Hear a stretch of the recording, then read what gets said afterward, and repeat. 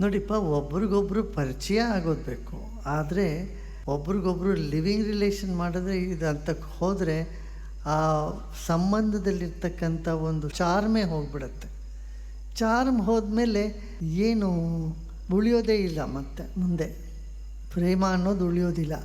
ಸ್ವಲ್ಪ ದಿನ ಇರ್ತೀರ, ಮತ್ತು ಅವರಿಂದ ಬೇರೆ ಬಿಟ್ಟು ಹೋದ್ಮೇಲೆ ಕುಯ್ಯೋ ಮರೋ ಅಂತಿರೋದು ಅಷ್ಟೇ, ಬೇರೆ ಇನ್ನೊಬ್ಬರು. ಅವ್ರು ಹೀಗೆ ಒಬ್ರಿಗೊಬ್ರು ಬದಲಾಯಿಸ್ತಾ ಬಂದರೆ ಅದು ನಿಮಗೂ ಒಳ್ಳೆಯದಲ್ಲ, ನಿಮ್ಮ ಪಾರ್ಟ್ನರ್ ಅಂತ ಯಾರನ್ನ ನೀವು ಚೂಸ್ ಮಾಡ್ತೀರೋ ಅವ್ರಿಗೂ ಒಳ್ಳೆಯದಲ್ಲ.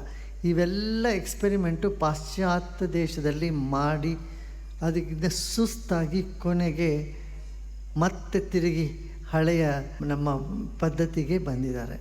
ಆದ್ದರಿಂದ ಮದುವೆ ಅಂತಕ್ಕಂಥದ್ದು ಪವಿತ್ರವಾದ ಒಂದು ಇನ್ಸ್ಟಿಟ್ಯೂಷನ್ನು. ಅದನ್ನು ಚೆನ್ನಾಗಿ ಕಾಪಾಡ್ಕೋಬೇಕಾದ್ರೆ ಅದಕ್ಕೇನು ನಿಯಮನೋ ಅದ್ರ ಮೇಲೆ ನಡಿಬೇಕಾಗ್ತದೆ.